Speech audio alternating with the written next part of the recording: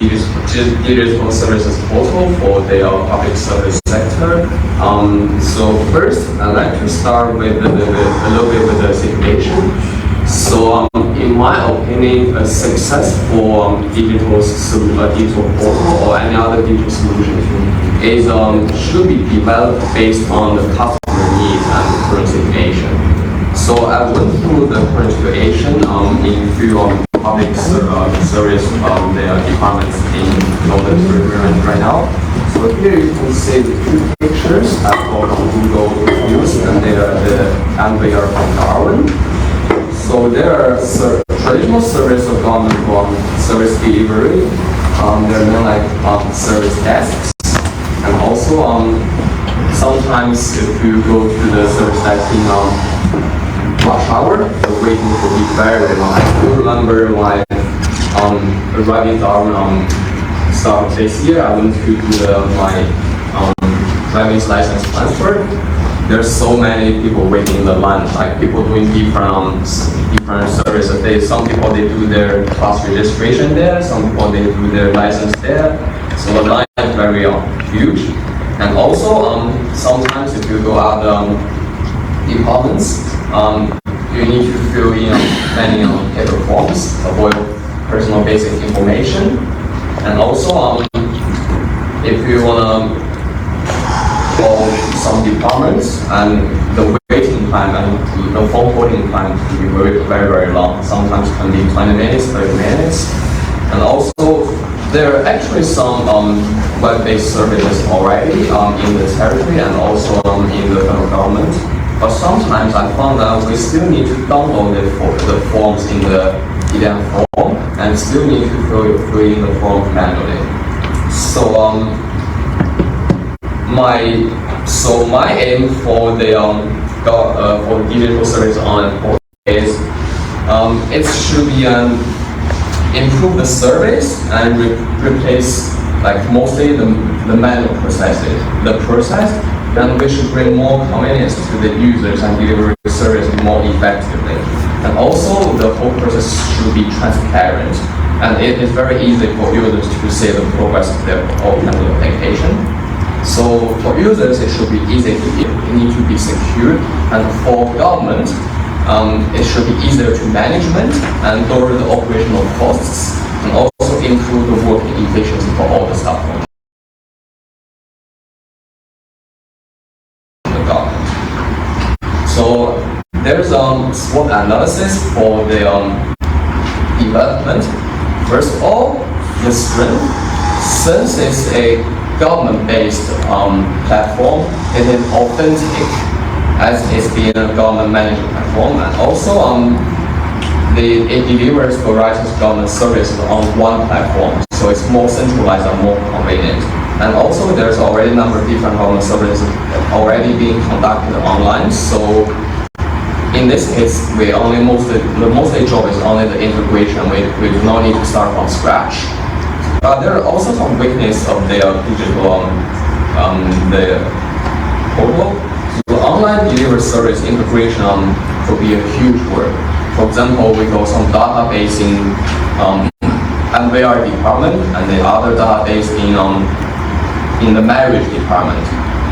The customer the users may be the same person, but they got few records here, few records there. It's very hard to bring all the different data sheet.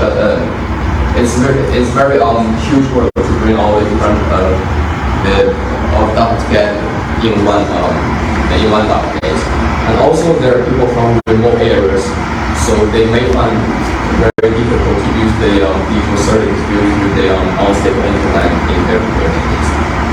And also it takes period of time to change customer habits.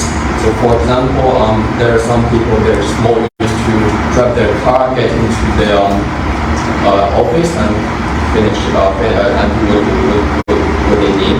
Also, there are some other opportunities in this case. So for example, we can attracting the interested visitors and migrants by delivering the extraordinary government services. If we deliver great government services, and all the people from other states they can can see it, or they think, oh, this is nice, I just want to go traveling there, maybe I spend some time there and sleep there for a few months, maybe the next year they stay here. And also, the online digital portal will improve both customer staff work-life efficiency, but there are also some threats. So as recent Australian companies that have reached is maybe user to have less confidence in the reliability. So they think, oh, it's online. Maybe I put my documents online. My identity will be breached or something like that. And also there's recent cybersecurity attacks. Okay, so start from the potential risks. The first thing is natural disaster. So as we know, all the databases, they have the higher data center to store all the information together and the central computer. And it is also where is the central computer located at.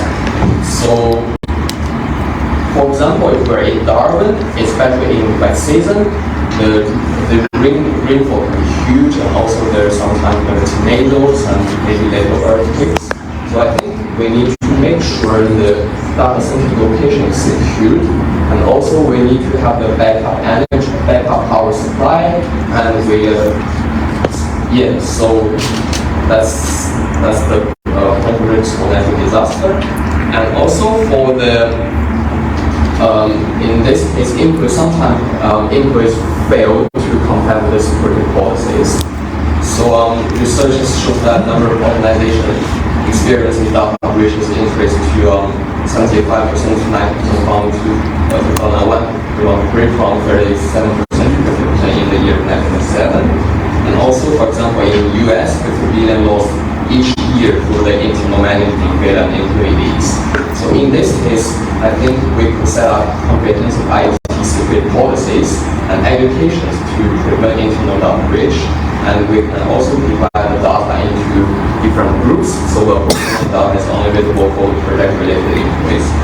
So the next risk can be the user's information document being stolen by phishing, spam, or viruses. This is very common, and this can due to the user's weak awareness of protecting their digital information. So to solve this case, we provide user security handlers or regular workshops to improve their awareness of their digital information. And also there are external cyber attacks, very different attacks like DDoS attack, malware attack. So to mitigate this risk, we will enable 24/7 real-time monitoring suspicious activities inside the user's database, and also we will enable two-factor authentication for both users and staff when logging into the system. For example, we could use their Face ID to log in the system, and also we could give a live text message code to put in the login to the system. And also there's a big problem for legacy data stores and the application. They're very difficult to transfer into the new database or the new digital system. So first of all, to solve this problem, we need to allow digital identity verification. We need to know, like on the digital world, like who is exactly which identity is.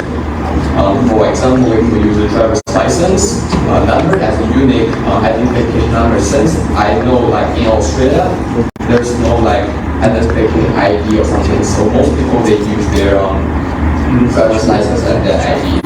So the top number can be changed all the time if you lose your card, but the ID, but the license number is all the same. So just like the unique ID number for the users who use the new system, they can link their driver's license system or within their passport maybe. So we can, if they link their passport, we could assign their number, and also we could join the and integrate the solution. I'll come back to the publication later. So here's the design.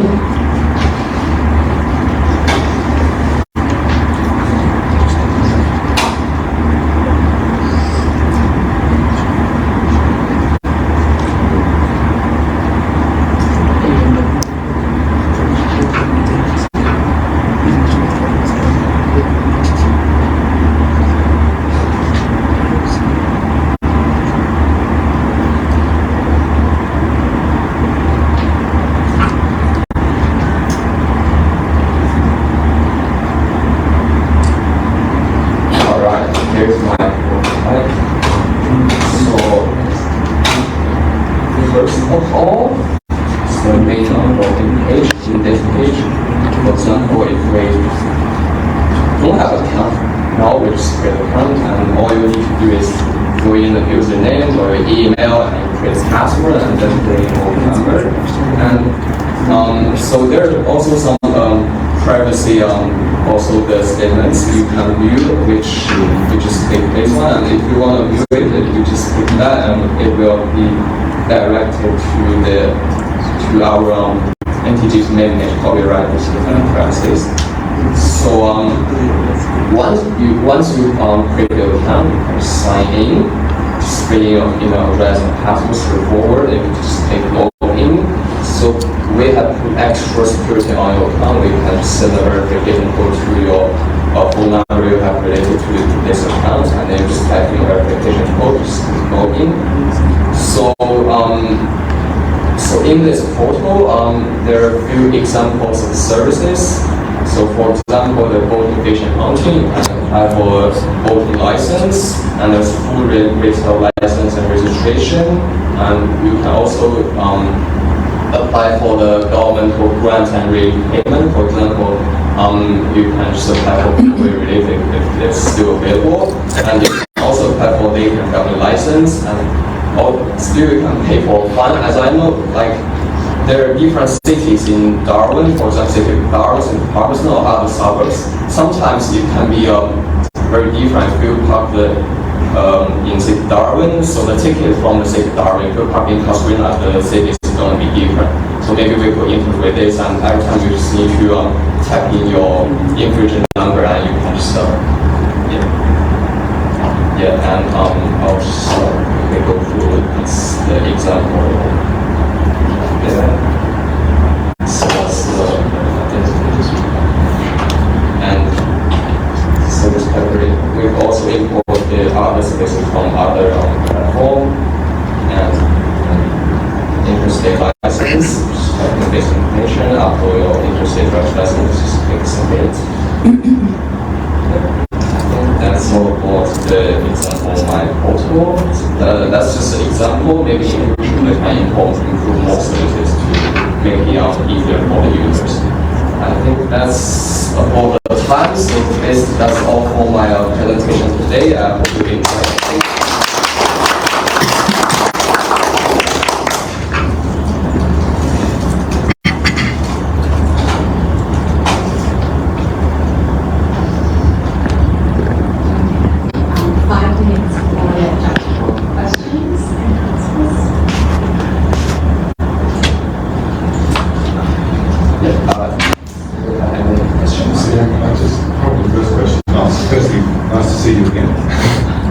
Very busy doing the data challenge and this one. Did you do the cyber challenge? No, since I'm from the information system of science tech. That's fair enough. Sorry, two is nine.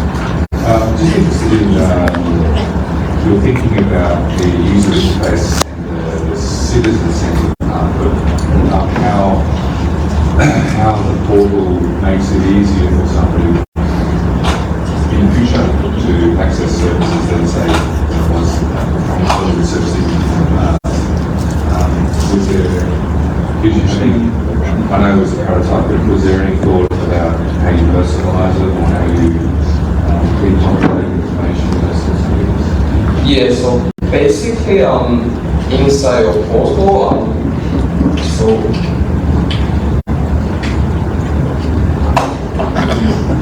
once you sign in for their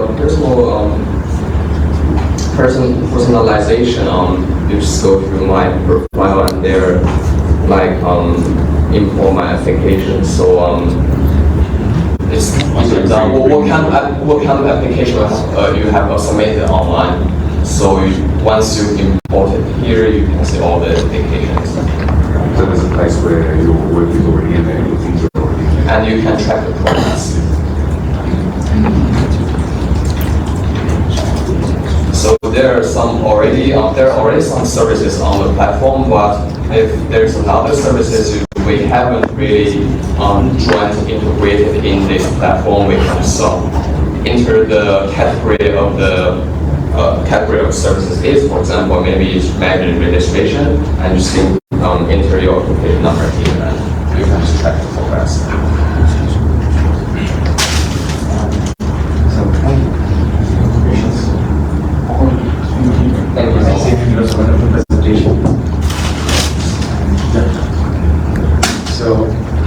Now I'd like to call Shaukat Arafat to present the presentation.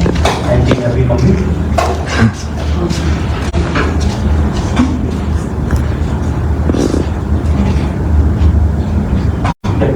Shaukat.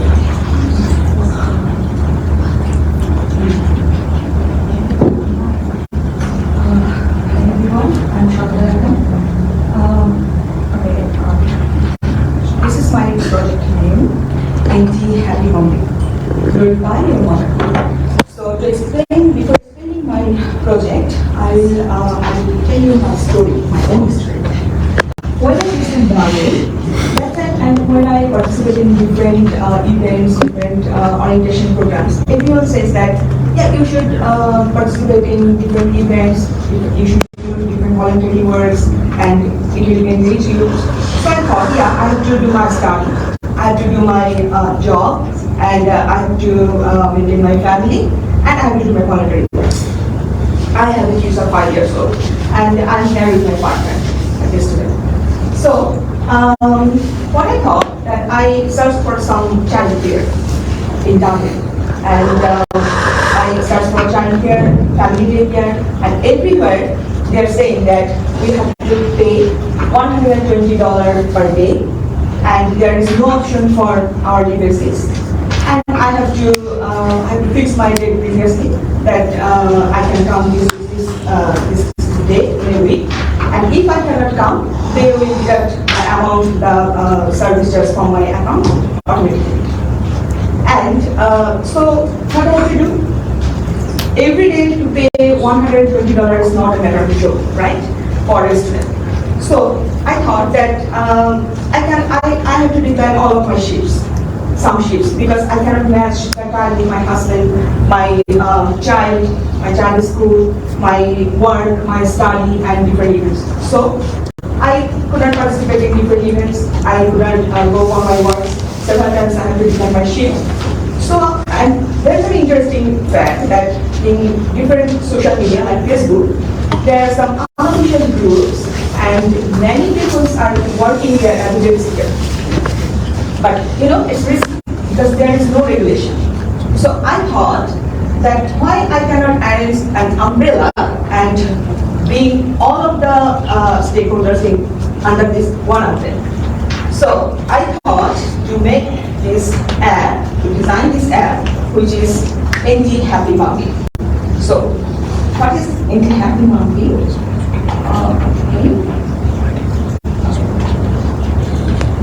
So this is develop content. I'm not going in this. This is overview. I've already told this as my story. And another thing is that government is not getting the tax from the sector. That means many people are doing a babysitting service through the social media, through Facebook, but government is not getting the tax, right? So why Happy Mummy? Because in Australia, mother is said as mummy and baby. So mummy, and this is in NT, that's why NT Happy Mummy. When the mother will be happy, then baby will be happy. Okay. So understand the problems that less employment of parents students, as I cannot join in my work, I have to decline my shifts as a casual staff. And as a casual staff, I can earn $150 per day, right? But I have to pay $120 for my kids' childcare. So I'll get only $20 or $30 per day. So it's better to be in home, to be with my child. So I cannot go for the work. So definitely it's a problem. And unofficial babysitting may cause risk because there are several Facebook groups and many babysitters, there are many international students, they are also doing this service, but it's unofficially, there is no regulation. And not getting the tax from the sector. Government is not getting any tax from the sector. So what I do, this is the image of the Facebook group as such, as the Union Traveling Babysitters, and find this, there are 2,000 members, 3,000 members, and more than 4,000 members. So many babysitting are happening through this channel, and there is no regulation. There is some graph as I think is from the Border Report of Early Childhood Education and Care sector, the government sector, and for the NT, there is only 0.9% children using this app for child care, and only 3.1% for the family daycare they are using. And there is the average rate, hourly rate for the family daycare is $11 per hour. Okay. So what proposed solution. I want to bring under the same umbrella by using this app. Parents and babysitters and the government assistant will be in this system, right? Just like in this app. Okay. So and it should be reduced the hourly rate because if the hourly rate is more, then we have to pay more. Then we have to be stay at home and reduce tax rate. That means government have to fix the lower tax rate for this sector because when they have to pay more tax, then we have to pay more money, right? So it will not be any solution. And the proposed solution is that I have already told this, and this is my design, prototype design. I will show you how it's working.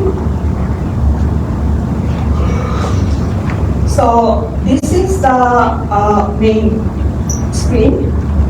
There's two options. I am mom and I am babysitter.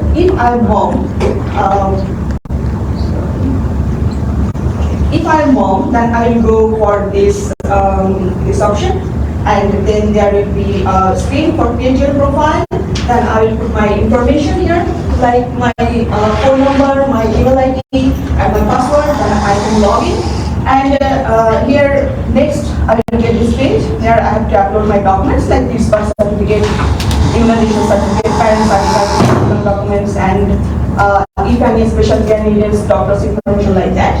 Then I can complete my registration. Then I can have a magic PIN number. Okay, what I do with this number I can explain.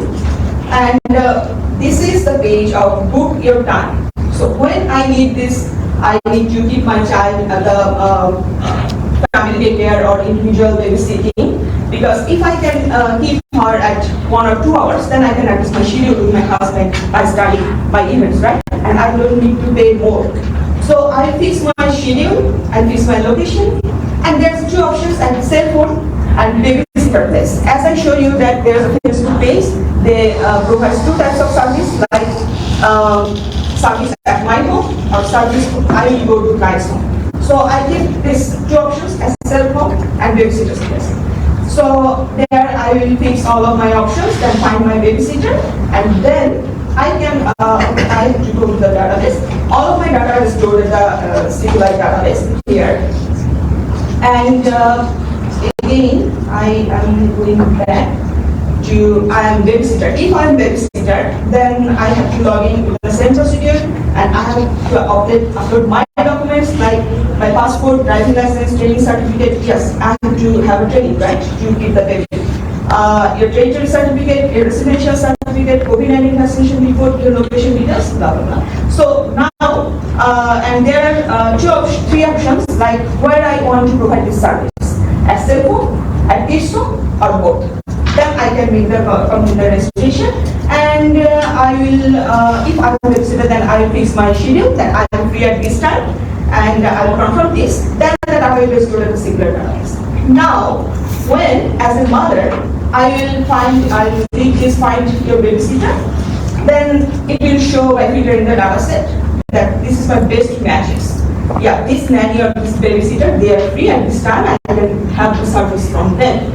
So when I will give the details, I can have the details of them, like phone number, so I can call them, send messages. The location, I can see in the map. Okay, so I am going back to babysitter. Okay, when I will confirm the service that yeah, I am ready to have the service, then the babysitter will receive a message. The message from Happy Mommy. Yeah, now she can also see my details, but that means parents' details, like phone number, my location, like that. Okay, so when it's confirmed, so I will keep my baby there.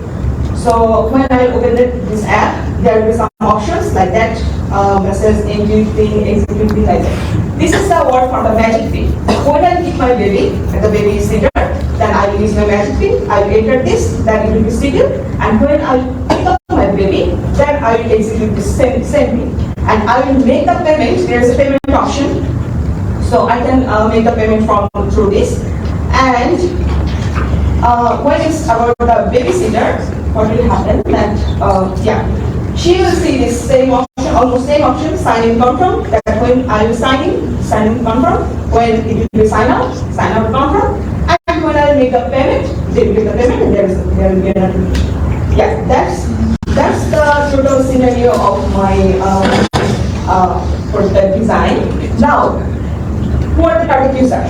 Okay, target users are the students who are parents like me, and the residents of MD who want to keep our baby with, for the less, for the short time, with low cost, and the persons who want to work as babysitters. There are many international students, they want to work as babysitters, and many women, they want to work from their home. So they can be included there. And government of NT, they can control the system and they can get the tax from the service, but they have to fix it with your tax. Okay, the uniqueness, definitely this is unique because super easy to use. I didn't use any different types of font, any different design or any complex steps.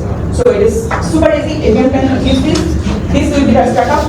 In Darwin, there is no like this app, so it will be the first time. And another option is buy one get four, like that. If we use this app, 4 sectors will be benefited, like clients, like me. Many international students can go for work and attend different events like that, and can voluntarily work. Babysitters, there are many. I already said that there are many women. They want to work from their home. They can have just 2 or 3 weeks training from any government, and they can start the work. And there are many international students. They can also do this one. Government, yes, definitely they can benefit from having the tax. And common people, when more people will go to work, will do some activities, will do some voluntary works, and babysitters they will do works. Definitely the economy will rise and common people will be benefited.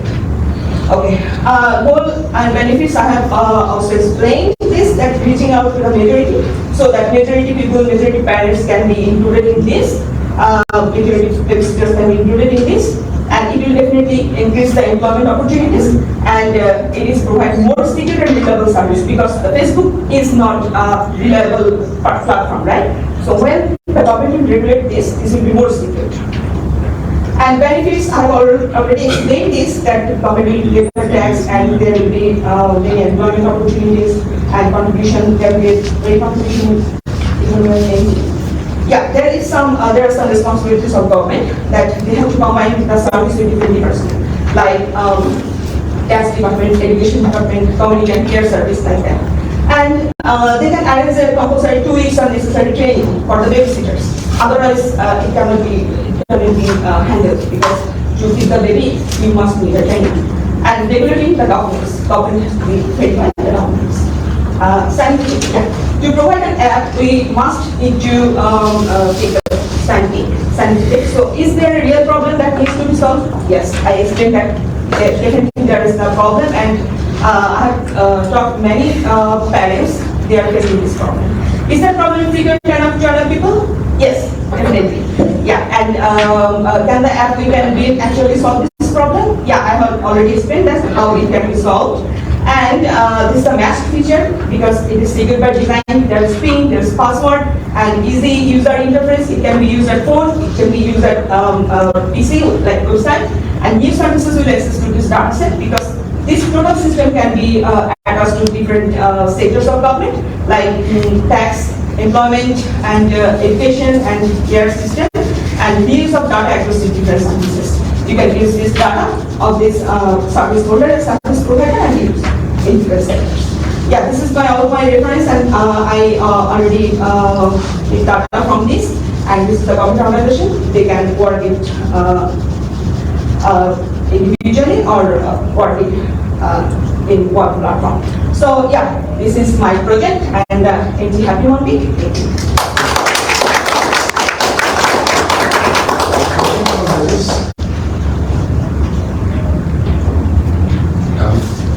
Probably my starting question. Firstly, I think it's a really good pitch.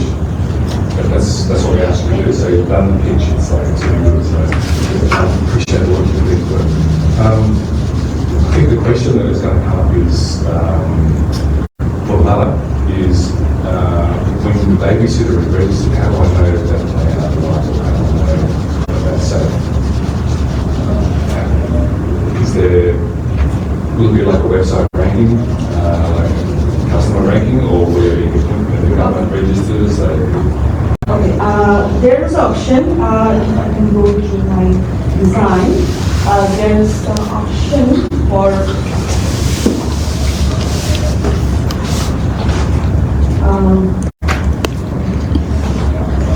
the babysitter. They have to provide all of their documents here.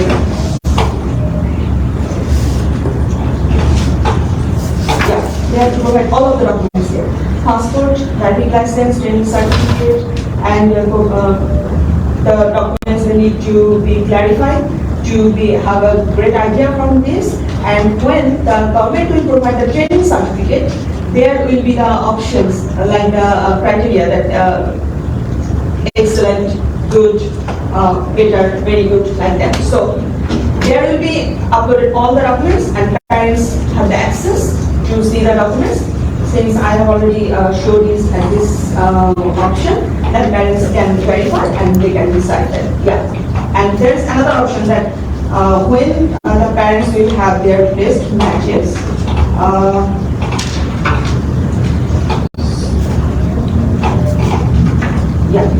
your best matches, there's the details. So when she will click these details, they can have all of this, phone number, address, map, and they can see the documents, they have access to the documents, they can verify.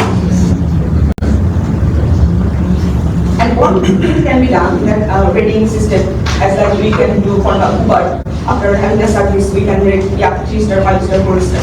When you start the service,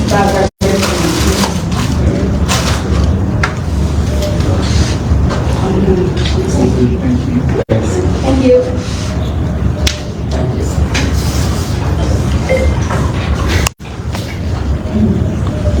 Thank you. Thank you, Shankar. So our next presentation is an online presentation.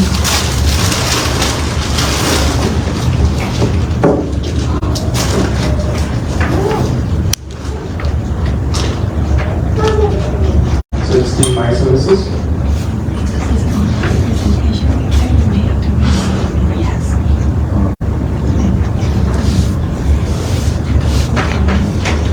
And if you can hear me, can you please share your screen? Yeah, I know.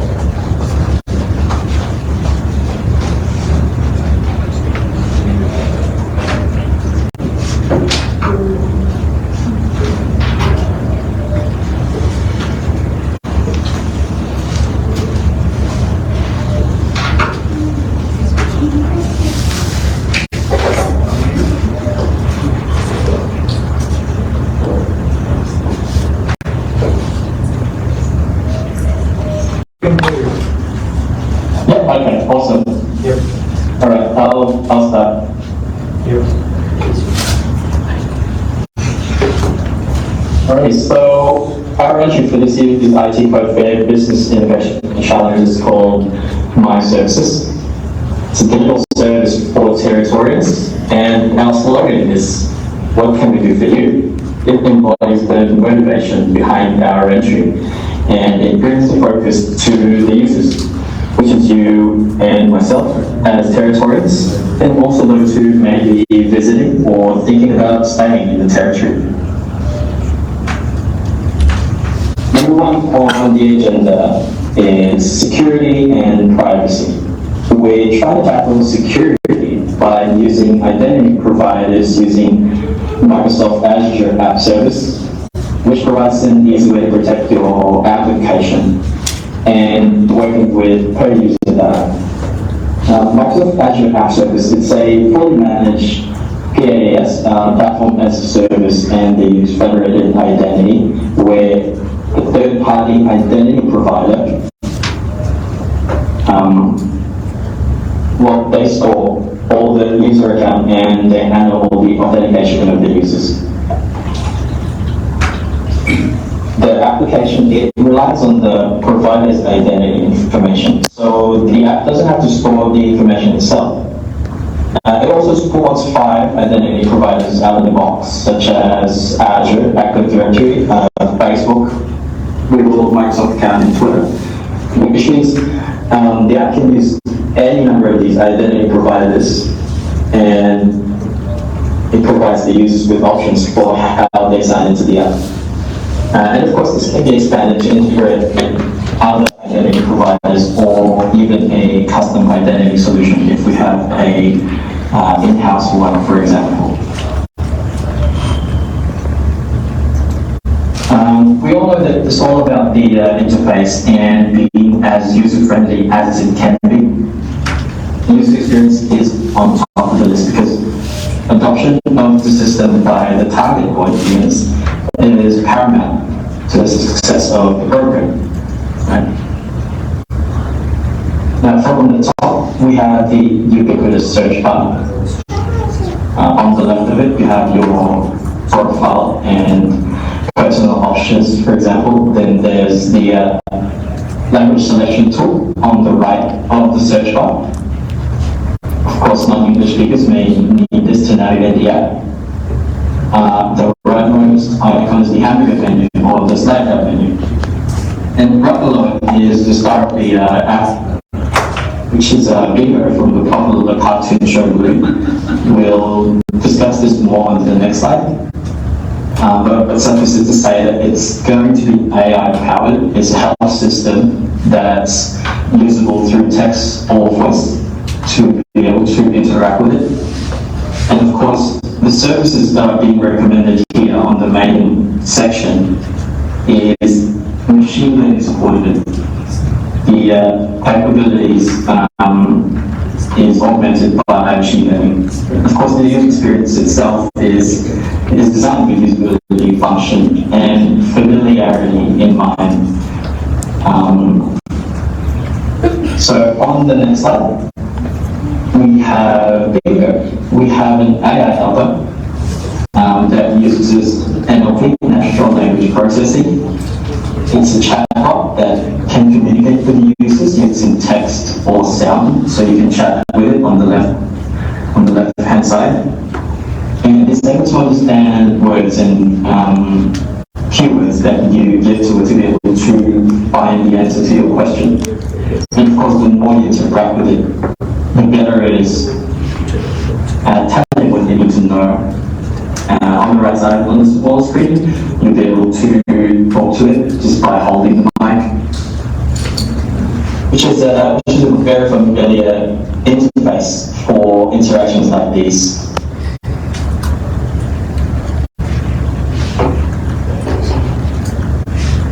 The app will also provide information on services depending on geographical location, GPS data if the user wants to share that, or they can do a search of all the services that they might need. For example, it'll show you the opening times and public holiday operating hours for these services.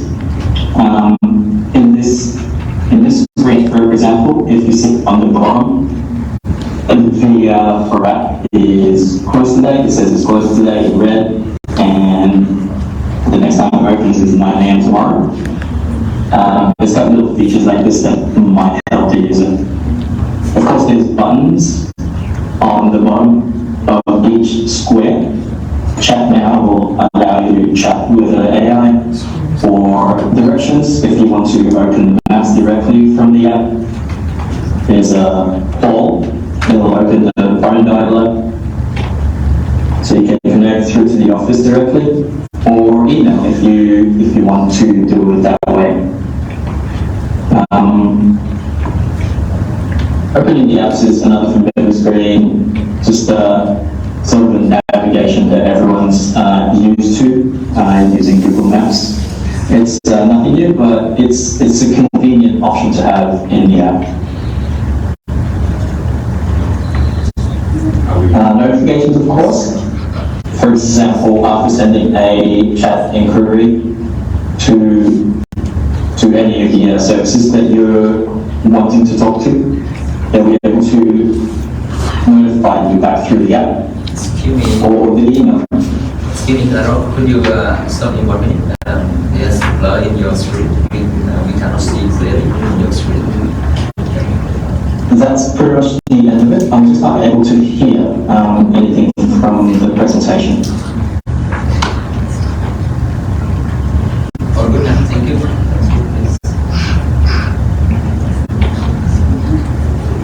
Can you hear us, Aaron? I'm not able to hear anything from the room. Use the microphone.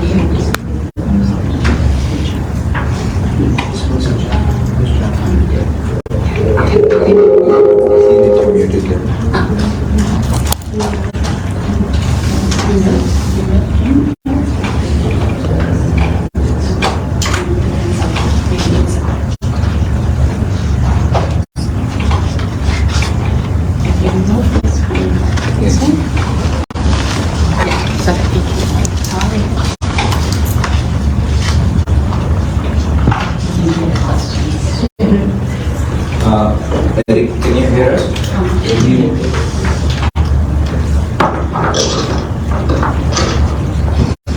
If you try to bring this device to the phone, I'll be able to hear it well. It's just a little bit too soft at the moment. Okay, we can hear you now. You can hear us? It's very soft. Yeah, I can barely hear you. All right. Can you just mute this one, otherwise it will cut off.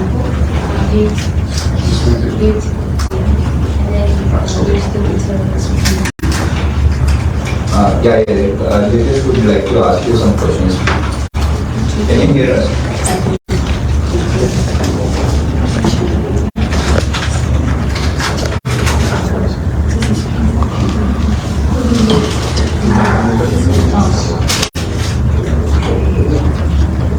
Hi, Eric.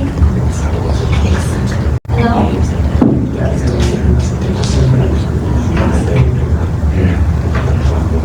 Hello, Eric, you mute.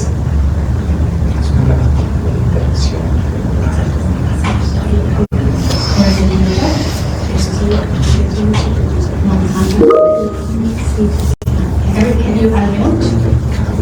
We can try to get the just speak, so is it really able to be able to speak? Yeah, can you unmute it yourself?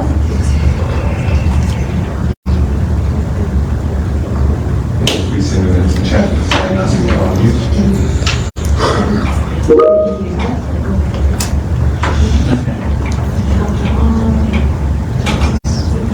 He's really struggling to hear us by the sound.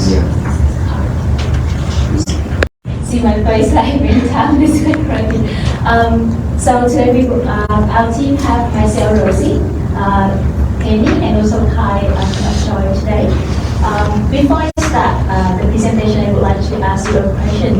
Have you ever tried to accept multiple application and, like, for example, to extend the driver license to accept the NTL in multiple application, and you have to enter the personal information again and again across those applications? I think you might feel a bit frustrated before, like the same feeling would be before. So please don't worry, because in our presentation we have the solution for that. So for the content of the presentation, I would like to go through you about six main part. The first one is the background of the project. Second one is a problem statement. What is the current problem that the government are facing? The next one is what the consequence from those problems. And we also have the proposed solution, and also we use the prediction method to measure whether our project can be success or not. And the next one, we would like to present with you the prototype of the application. And the last one is the conclusion and also the future work.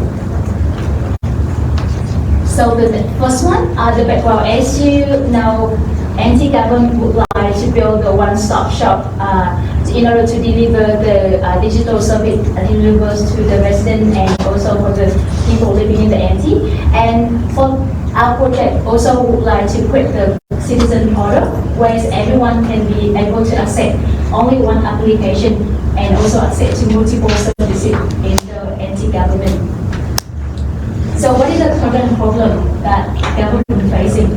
First of all, as you know, we have to access to different applications. It increases the risk of cyber attack to the online services. And the second one, as you know, that you have to enter many times in different applications. So that means there is the case that the data will be inconsistency. And I faced it before that I had to call to the MyGov to change my name many times because the text and the microphone doesn't fit the data. So that is the reason why it equals to the inconsistent data. And the next one is because we're using many applications, the user gonna be confused and the user all the application is become more complicated. And the next one is because we use different application, you have to enter the data many times. It leads to the replicated data entry. So what is the consequence of those problem? So the first one is increase the risk of cyber attack, as I mentioned, because you use different application. It means it increase the chance that we're gonna get the hack from the from the people who like to get all the privacy data from personal people. And the second one is decrease citizen confidence in government because they feel frustrated in order to access the public service. Whenever they want to access any services, they have to access different application and have a lot of confusion. So it's also decrease the citizen confidence. And then the next one is the waste of citizen effort because they know automation in terms of the reuse the data, so they have to put in the data again and again, which costs a lot of effort for the resident and also for the government expense as well. We have to spend a lot of money for the people, for the staff to maintain all the application. So in order to solve the problem and deal with those consequences, we have the proposed solution which is presented by our teammate Amy.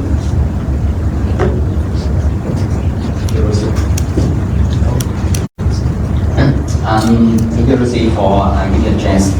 I just met with Kenny. Based on our analysis before of what is the problem the government are facing, and we analyze based on that. We are happy to propose you one solution which is pretty feasible for today. That is the One Citizen portal with some key functions we mentioned as below. The first one is this one-stop digital solution with all government services will be centralized and integrated in one application. The second one of the function is multiple factor authentication. So this solution will authenticate all NT resident users with multiple factors, suggest user password, which is digital code sent to the email, etc. We will present in the next slide. And identity verification. So this helps user in NT to protect the data with many credentials need to be provided, like driver license, Australia passport, Australia visa. Yep. After verification, so all the credentials should be deleted permanently to protect the data from the data breach or cyber attack in the future. Next one, this solution should be friendly user interface to have anti-user with different skill level, like limitation in English language or senior people, maybe the disability people. And next one, the last one with that's even very important is single sign-on. This technique should have with the function to access multiple help people to access multiple government services with only one account. Yep. So we will help you with the best benefits. So we focus on three categories of the anti-residents. That should be organization, individual, and the governments. So what is the key benefits? So as Rosie mentioned before, the many cyber attack is increasing recently. So this solution will help people in anti-resident to improve the cyber security and to have the data to be consistent through multiple channels, including the mobile and web application. Furthermore, it could have better user experience for different kinds of people or living in increase disability or senior people. And should be streamlined data entries. We have some automated function to have people to reduce the workload to data entry, like automatically scan the passport, and the driver license card to put the data automatically in the system. So we to help you evaluate is really extreme that today you have many projects need to be evaluated, and how we evaluate which project is feasible to likely to be successful. So we propose one method. It is the DIC method to help you evaluate faster. So what is the DICE method? This based on 5 factors. That is duration, project team performance integrity, commitment of the project team manager, commitment from the local team, maybe staff member, and the effort of the team reach the workload of the project team to adapt with the change from the project from the customer. Example, we have many for the duration. With the DICE method, we propose the score based on the project timeline. Example, for below 2 months, the score should be 1. To 4 months is 2. 4 to 8 months is 3, and above 8 months is 4. Similar integrity, if the performance of the team is very good, we predict that the score will be 1, good will be 2, average 3, and good is 4. Yeah, similar for other factors. If very strongly communicates of the project management team, will be 1, neutral 3, and resistant 4. Yeah. So based on that factors, we apply this method to our project. Yep. So we predict, expect that our project will be finished below 8 months. So the score should be 3. So one point I would like to highlight is the lower score is so the highest chance to be successful with the project. Yep. Next one, for the team performance integrity, we predict that our team is good to very good. So the score will be 1.5, and commitment will be strongly, should be 1. And commitment from the project team to be eager, 1. So overall score will be 10. Yep. So our DICE method will have the result as will be in the total score here is in the win area. So it should be likely to success or meet the objective of the project. Prototype application. To help you understand our prototype, we first introduce you the way we demonstrate. Firstly, user registration in the application, MFI user login, stage sign-in, and identity verification, and the services. So when user login, there are many individual. We have individual and organization. Individual, we user have to register with phone, email address, or basic information. And MFI user login, we have the username, password, and an SMS digit codes. Stage sign-in, we have the face ID, optional for user to faster sign or PIN code. Identity verification, we have driver license, self-verification, user need to verify, passport, Australia visa. And services, we have all the services will be centralized in our application. Today we focus on the individual residents. We have many services here. Yep. So the next one will be prototype our demo.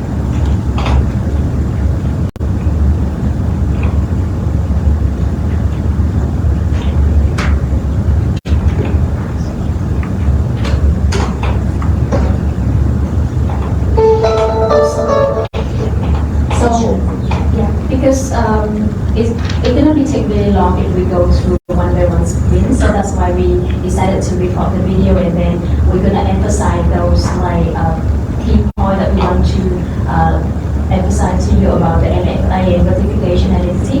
So I'm gonna start the video, and then I'm gonna just stop whenever I like to like make sure that we deliver the requirement.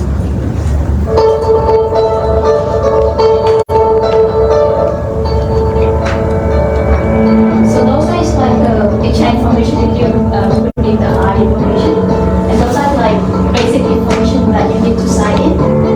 This one I would like to mention because this is the pin that you let you be able to stay sign in. So it is like a function for easy to access, like another like for example when you already sign up, if you want to keep sign in, you need to provide the PIN ID, and it also keeps the private, like no one can access even they have the phone, they have your phone, but you need to provide the PIN in order to access to the application. So this is the sign in page, this normal. So sign in, this one is the first factor for the MFA. So for the user email and password. And after sign in, they ask you the 6-digit code which is sent to your phone number is the second factor authentication. And this one is the one I mentioned that they sign in. It's easier for the people, they don't have to log in the app again and again. So there is the function for them to turn on the Face ID. So there are two options whether they can use the Face ID to log in, fastly log in, or second one is the PIN that they set up before.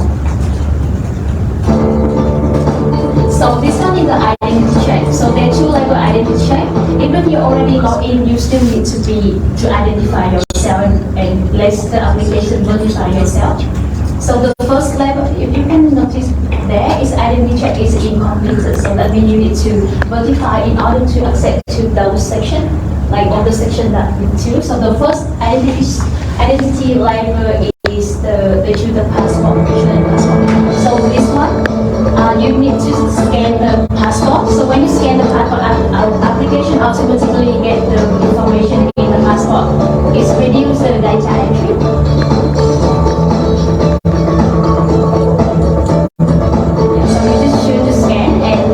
Information will be there. And after submit, the first identity is all good now. So you still need to reply to the second. It's still incomplete. So they should enter driver license. So they scan again the driver license, and all the information already, and then they submit. So the application let you know that all the identity verification is already done with your level, and you are able to access to the services. So for those ones,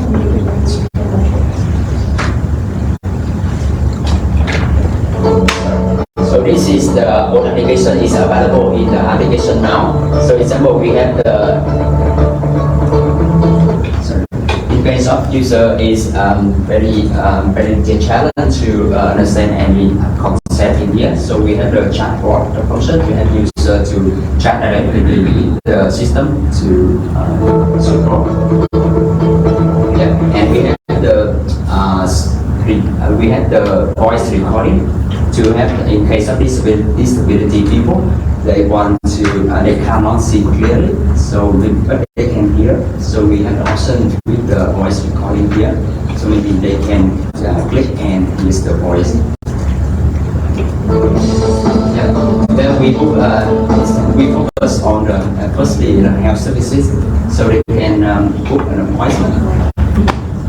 Yeah, they just choose the medical center, and with the doctor you see the schedule and the available time, and book an appointment. After that is will be reserved.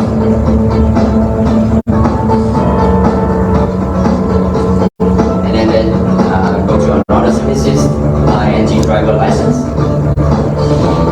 In case the system automatically inform that the is fine, and they can extend the online driver license.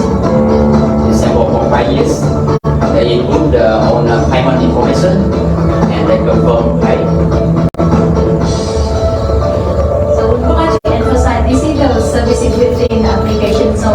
the information like driver license, and they were always already transferred to another application that uses the data again. We also have the FAQ function to support different kind of people to understand more what is some concept on application, like what is in the follow, how to manage account. And in the inside that we have the setting function to setting all the notification for different services will be turned on or off.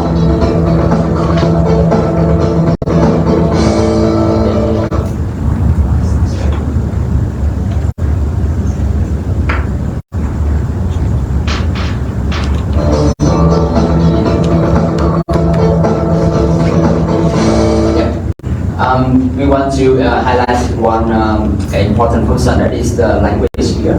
So in case some people with the limitation in the English language, user can change the language from English to language like Thai, Vietnamese or Chinese and transfer all the function to their language. It's easier for them to access.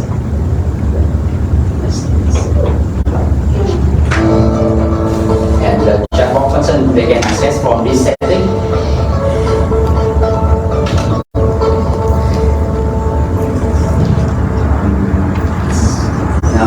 After say they can sign out. So that's all. We have the last one slide.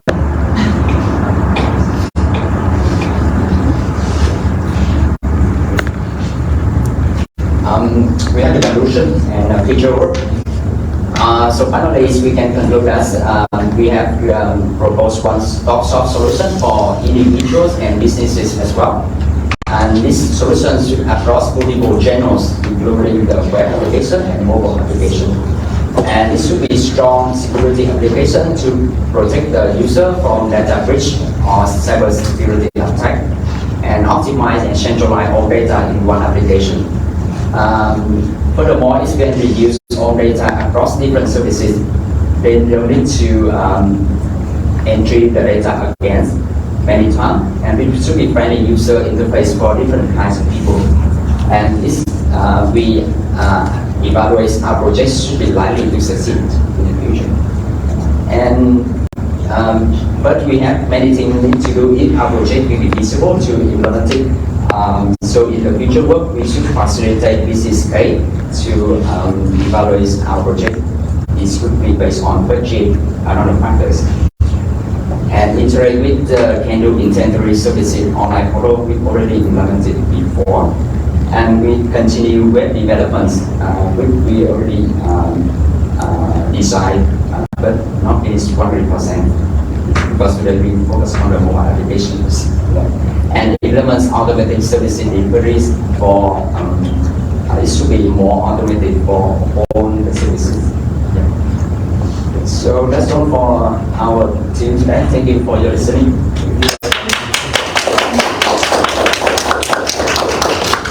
Any questions on this slide? When you were looking to design your app, did you look at what other states and jurisdictions were doing in that area? Yes, to be honest, we have a look in the Western WA state of the MyGov. They also have the MyGov application, which is very friendly and security. I'm not sure if all applications will be centralized or no, but I have tried to access some services like for tax or the travel license. So it should be not 100% automated, but should be easy to access and friendly user interface. Thank you.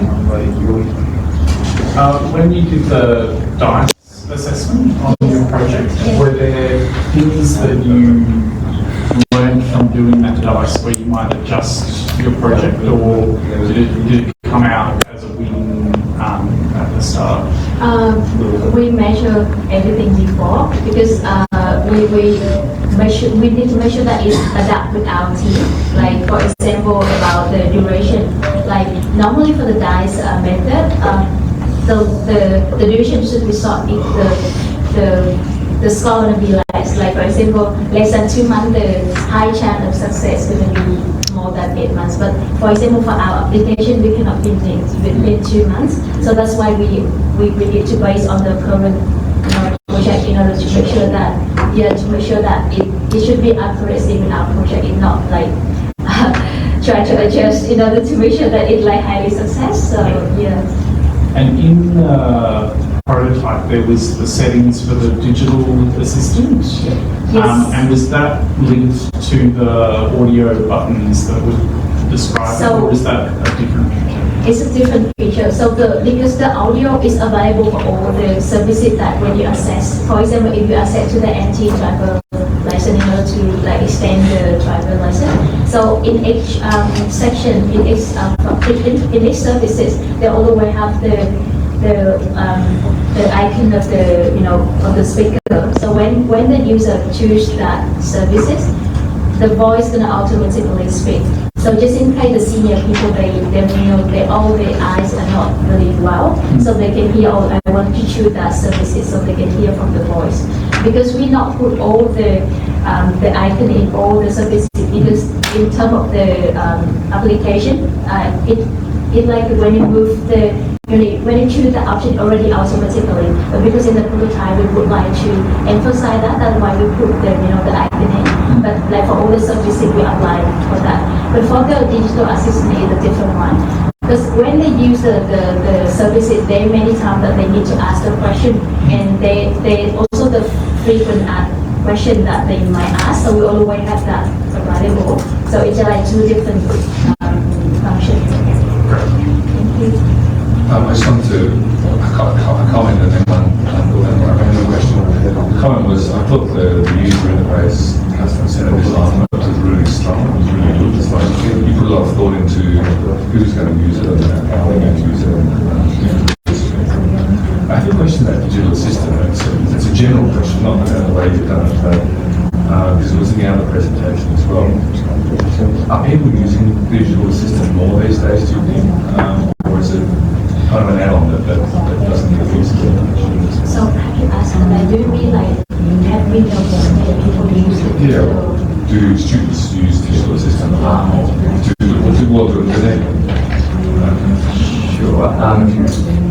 From our opinion, I think it's not only for, as I mentioned before, it should be for many kinds of people. So for example, for our students, in December, we would like to extend the driver license. So I think it should be easy for students and maybe for young people as well. High school, they have a driver license or different kinds of identity, so they can access easier for all the services. And it reduces the time for them to access different kinds of services in different general location.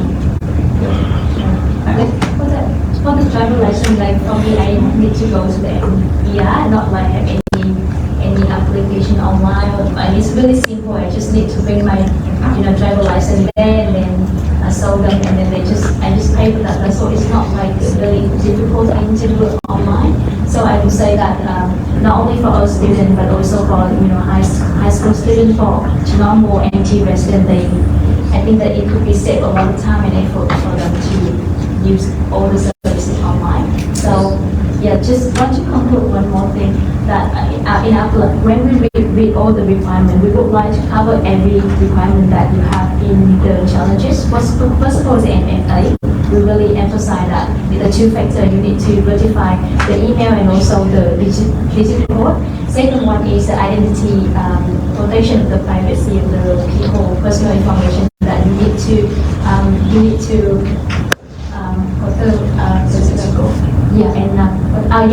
license.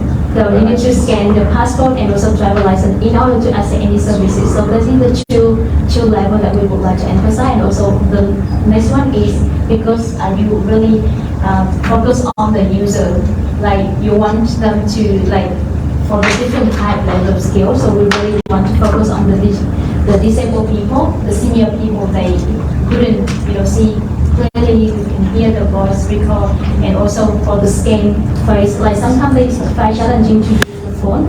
So we think like, oh, maybe we use the scan face in order to log in easily for them. So they can feel like, oh, they use the government services, but it's easier for them to access to the application. Because for the old people, sometimes they don't want to use the application because it's sometimes complicated. It's hard for them to log in. So that's why we try our best to find the solution that make the all kind of people that like have the different kind of skill set. So thanks so much for listening. Thank you everyone. Thanks, Rosie, for the presentation. Now at this point, I'm going to skip that. Let's have 15 minutes break and we'll continue with the teams. Hi. Hi everyone. Can I get the attention here, please? Yeah. So, do you remember when was the last time you accessed to the government portal or like government website? And can you recall how long that it takes for you to get the right information? And how many steps, how many website and sub-website you have to access and have looked and read through to get the right answer? And during our study to build up this application, build up this project, we find that three needs and expectations from public users to the government website is access to the accurate and up-to-date government information, clear instruction and guidance on the public service, and the easy to and convenient to access to the information service. And according to the study of Australian Digital Transformation Agency, we find out three of the most complaints that public complain about the government website is the finding information, understand information, and time-consuming tasks. So we go through that study and we come up with a solution. We have three proposals. Firstly is option one is that create the frequently asked questions micro website. We talk about that, but we find out it's gonna take too much more step for the user to be access to the right information. So that's why we skip that option. And the second option is build up the mobile application. But nowadays the confusion and the hassle is like you have too many applications in the app, and each app you have to download, and it consumes the memory in your mobile, and it's also not, you have to apply and log in too many apps. And the third one, we come up with the idea and proposal about the chatbot and how chatbot is and how it can help in this situation. One of our teammate, Carolina, she will help you to explain about that. Thank you, Tracy. So we are going to present Chatty. Chatty is a two-way helper for the government and the public in the NT. Next. So it's a virtual officer to ease the NT's public service. For people, it's going to be helper because people can find information and access to public services anytime and anywhere. And also for the government, it will boost their performance by understanding user needs and interests. So can you go back? So it's going to be on every website in the NT government. So that we got the first one, and it's going to be a button on the website. So now the stage for people and public or the government is that information is overwhelming because there is sometimes too much information. Sometimes that information is too complex.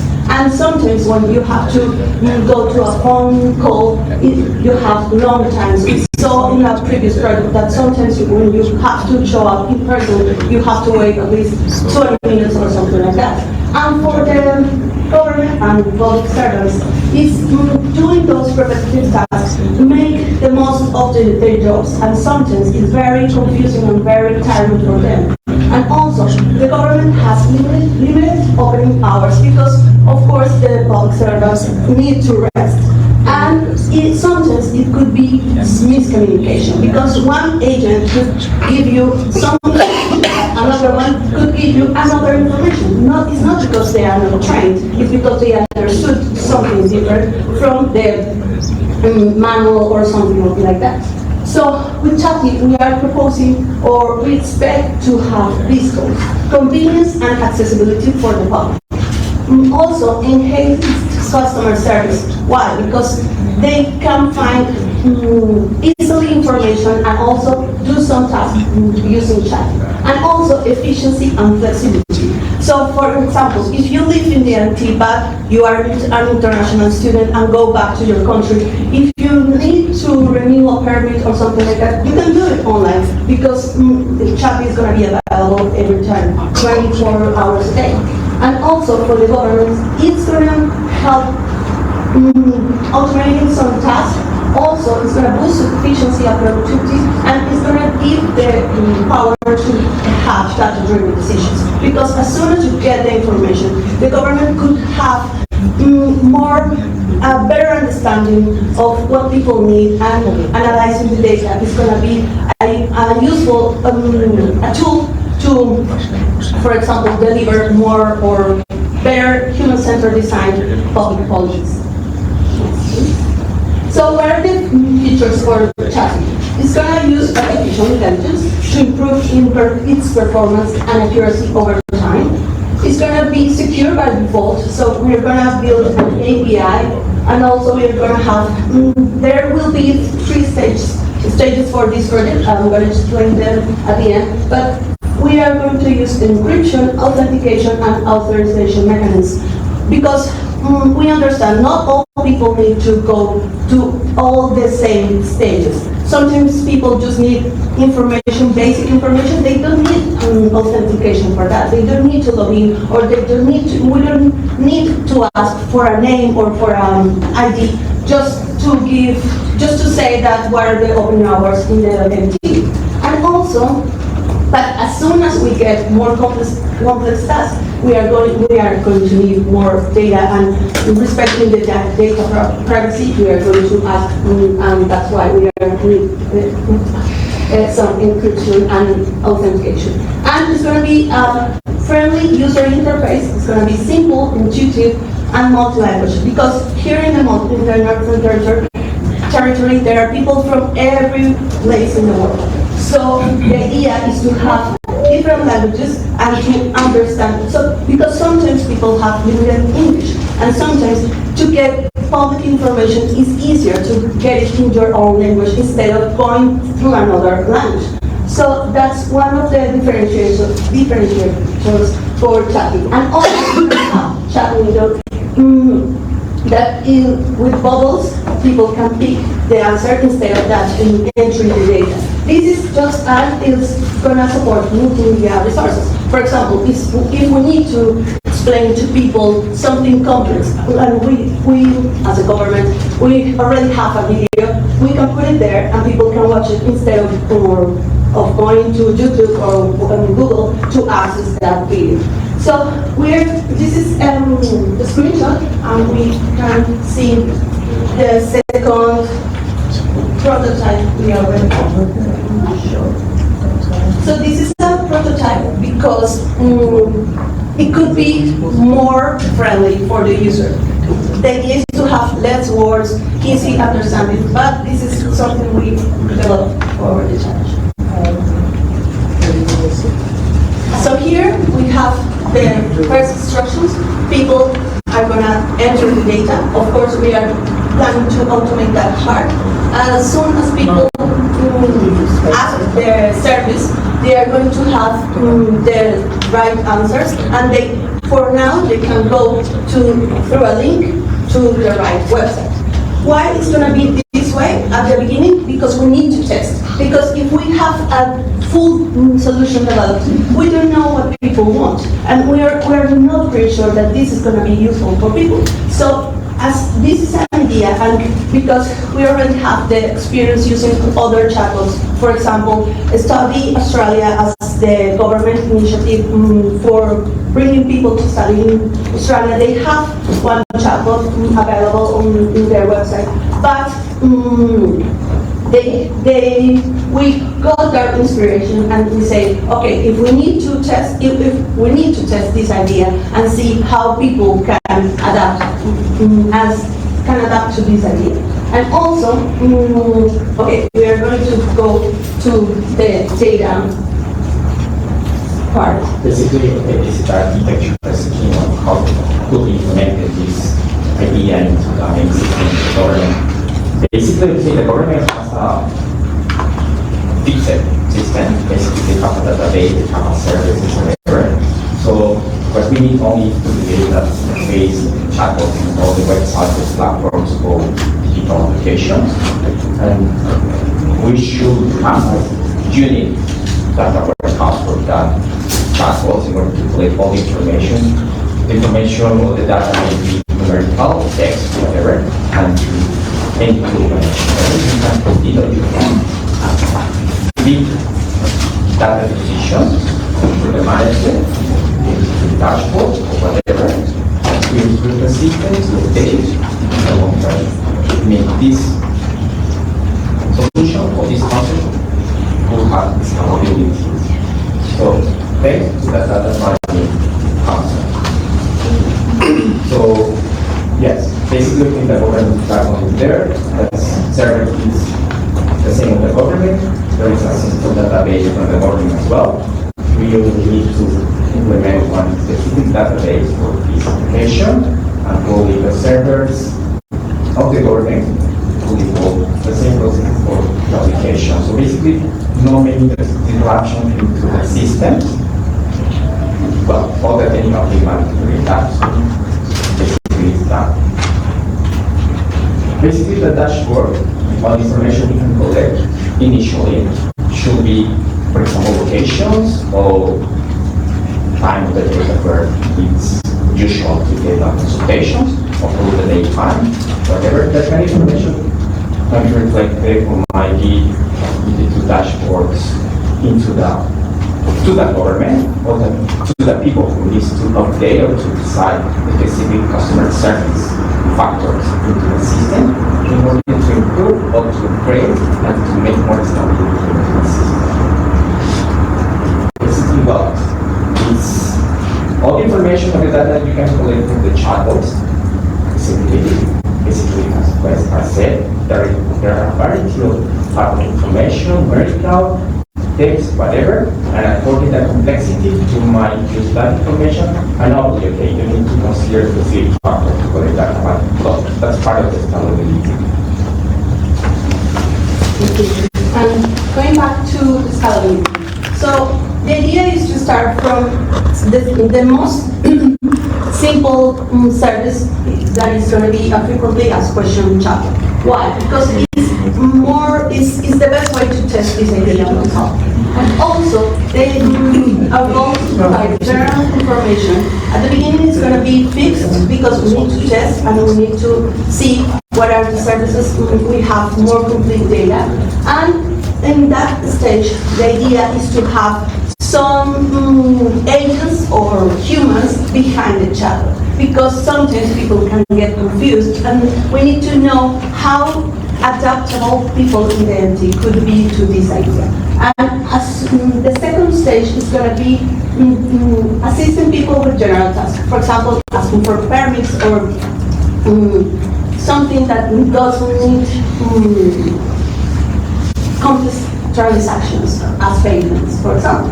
And in the second stage, the idea is to have also humans, but just in a reduced number. Why? Because sometimes people need support, and because sometimes you get confused easily. So that's the idea, to have some agents. But of course, that has to be announced to the people, and also mentioning what are the opening hours for that.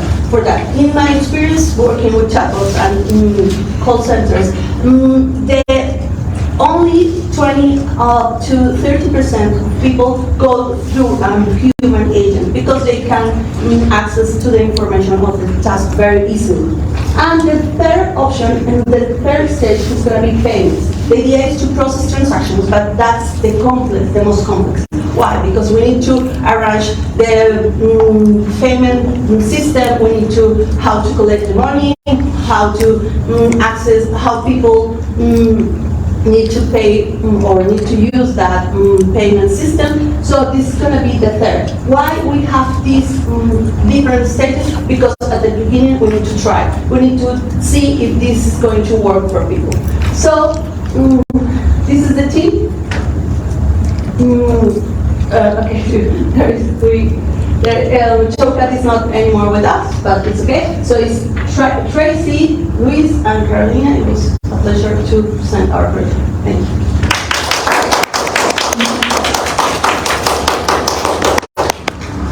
I should have said the general question for this group. Thank you, that was really good. Can I just ask a question about, you talked about encryption and authentication and security in one of the slides. How does that involve accessing a service with a chatbot? Where's the security piece? Where's the authentication sort of come in? Yeah, so at the beginning, if you ask any simple question, we don't need, it's going to be all anonymized data, so we don't need any authentication. As soon as you ask some personal details and collect them, and also ask for a password, so we know that only one person is going to access to that information. It's going to have a development, of course. It's not that easy to authenticate through a chatbot, but I'm sure we can do that because I've seen those examples in some other services like retail. And yeah, and at this stage we are when we put input information, we get the link straight away to the website, and then we proceed from that. Yeah. Okay, thank you. Thank you so much.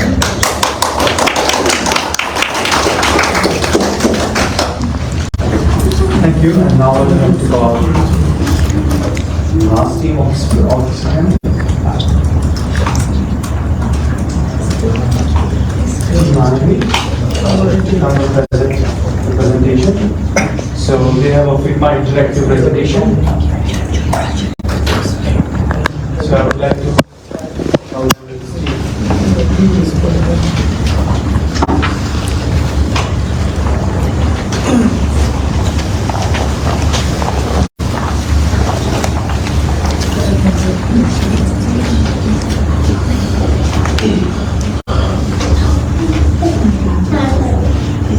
Good afternoon, ladies and gentlemen. We are from IIB. I'm Sham Zoncho and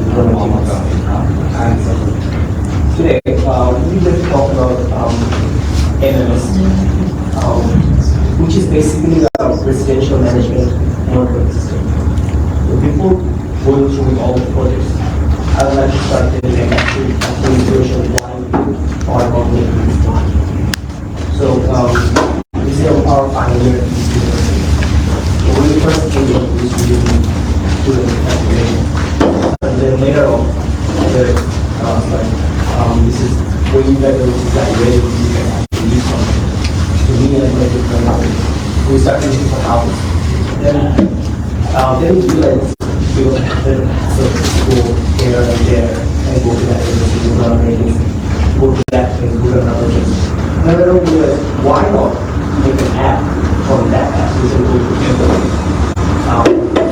you can start, for instance, with an option for an agency. Rather than go to the office and go to the marketing office. Why? We have a lot of agencies and let's say the same app. Why? We have an option where we can work with them at the same time. Why? We can see the house or the property in the app in good way. That's when the idea clicked and we thought that we want to start making that.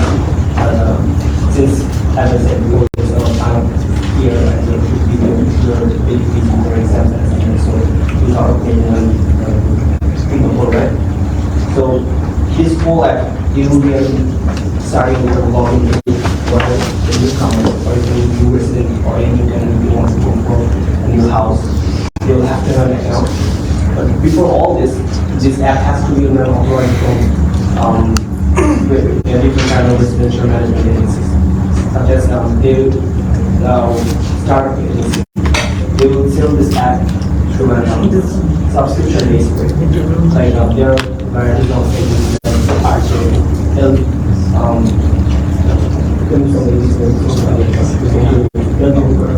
and various agencies, they have to buy this app from the startup company and they will sell the app to a subscription website. We gonna sell this app subscription basis, can be monthly or annual basis. And as you know, there are many rental companies and landlords who look out for apps so that they can manage the residential footprint efficiently. And this app will have 6 categories, and all 6 categories will see the user in different kind of people, like flat owner, landlord, tenant, manager, guard, and all the new thing we would like to add is the house basing. So if you go to the flat owner, we will see different kind of options, like comedy proposals, like if they want to, they will have, if they have an comedy inside of the resident, they will have to have if they want to propose something to their property. In this way, they can have, they will see the deadlines and they will see what they have to do, what proposal they have to propose. And if they can't attend the in-person meetings, they will be able to do it virtually through Google Meet. And there will be one option for start virtual meeting committee. And there will be one thing of making payment. If they want to invest something on the property, this is where they can go and they can make their payments. And also one of the options is to assign tasks to the manager. So sometimes some of the landlord or the flat owner, they want to task something to increase the options for the property. So sometimes they might forget what options they have to do to the manager. So in this way, if they go to the task and he assigns the task to the manager, they will go there and they can all assign all the tasks at the same time to the manager and the manager will be notified. If we go to the landlord, we'll see the different types of options as well. But there, on the landlord, they will have one more thing, and that is all the rents that they are receiving. They will also have options of start virtual monitor meeting. They will have a new option for proposing the new decisions and what was the result of proposing the decisions. Also, they will have one more thing of view of the entrance and exit report of how their property is managing. If you go on from there, we'll have an option for tenant. So here, we'll have some rules and feedback for the complaints and make payment of the rent. And the payment will be in 2 ways. One of the direct debit and one which they want to make to the landlord. For the rules, they will see if there are any new rules are applied for the property. And if we go to the payment option, then when they will go there, they will see what are the persons they are paying, such as if they are paying to the renter who is living in the property, they can click on the renter and they can pay them. And another thing is house maintenance services. We will be also have all the properties, they will have house maintenance services. And they can, if they want to pay their house maintenance, they will go to the house maintenance, they will just press here, and they can send the payment from this app.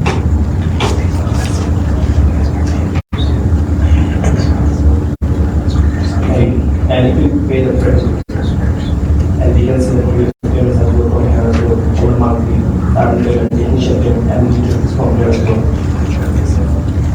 We go back from there,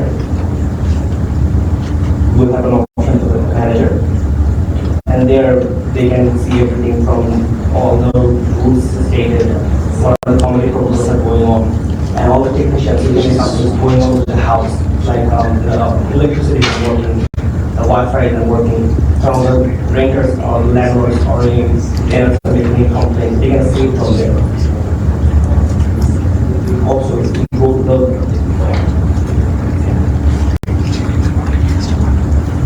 and also, or if you go to the tenant again, you can inform the manager. They have the option, they can inform their complaints with the image, and they can see what was going on from the moment. And that's how something that they can manager will inform.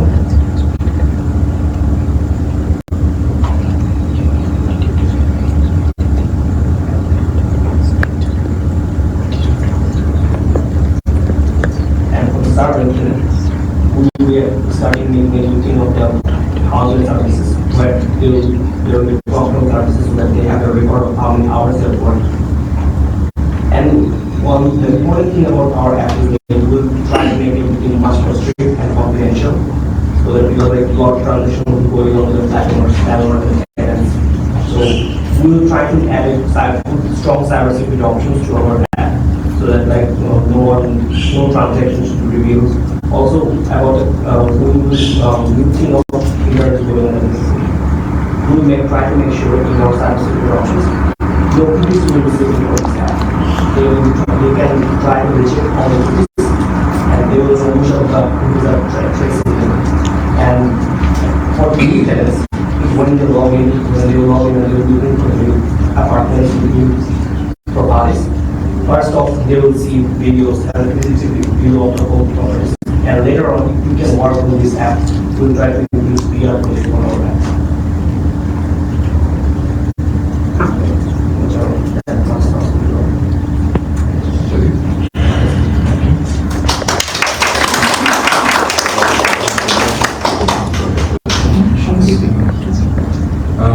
I was interested to know, I can see how you've done some user design, taking a look at personas and user categories.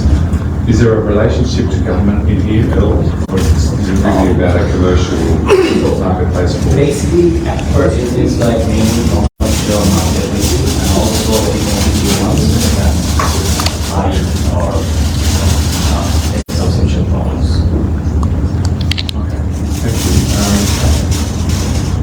The other question I suppose was you were talking about you would add cyber protections or protecting cooking and so forth.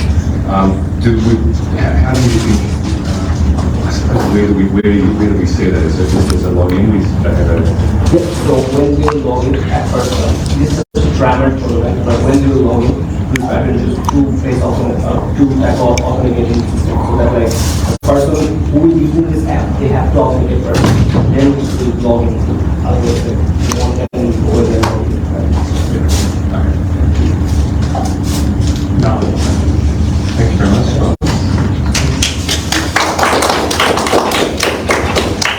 Okay, so now this comes to the end of the participation of this event, and now I'd like to see the audience to just give the judges a few minutes for deciding the outcomes. So we can see outside. So look, on behalf of all of the judges, I did want to say thank you to every single team that participated, including the people online who are not in now. We appreciate how much hard work goes into putting things together, doing the thinking, having a presentation. And then also how scary it is sometimes to stand at the front and bear yourself in front of these very scary judges. And so we acknowledge that. I just want to thank you firstly for doing that. We've just spent the last 30 minutes going through our responses to those, to the submissions, to the pictures. And we're impressed with the quality standard of some of the work that's come out of that. Right? It's, you won't know until tomorrow at the event, but it was very close. It was a very close call to decide on the ranking order of the top 10s. Because the quality of the work was good, the quality of the thinking that went into some of the design and some of the user interfaces and so on. We can see that there's some really high quality work on it. Something I mentioned yesterday, the data challenge. So those of you who are the data challenge, thank you for this.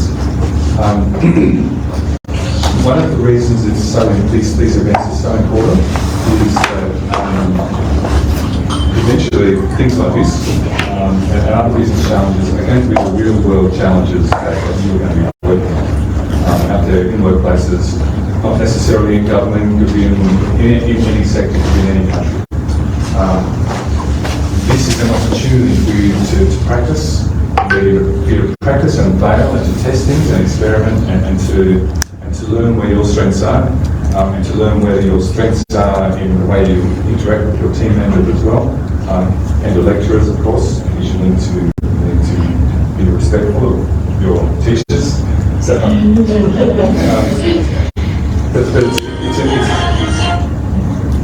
it's an important opportunity to practice your craft and to become stronger and to become better at it. And that's why these events are so important, because it's not just what you're doing throughout the year, it's actually focusing, and it's an intense period to actually to think these things through all the way to a solution and then to be able to deliver it. And then often part of the learning is to let it go as well. It's finished, you move on, and you start the next thing. And as I said before, standing out here, standing in front of a business community, standing in front of a lecture or a workshop or some other meeting, the ability to communicate your ideas well is really important. It goes beyond having English as a first or a second language. It's about how do I get my thinking across to another mind, so I can actually share my experience and my learnings. And we saw a lot of that today. I guess the judges were we're optimistic and hopeful for the future, because we've got some really bright people coming through university, coming into the workplace, and we will benefit.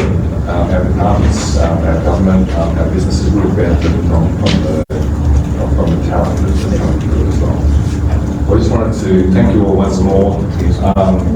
Enjoy the event tomorrow, and good luck all of you. And hope you get to take a nice break. And for those of you who are coming back to the university next year, enjoy your break. For those of you who are not, we might see you in the workforce or in the country somewhere or in some other country as well. So thank you very much.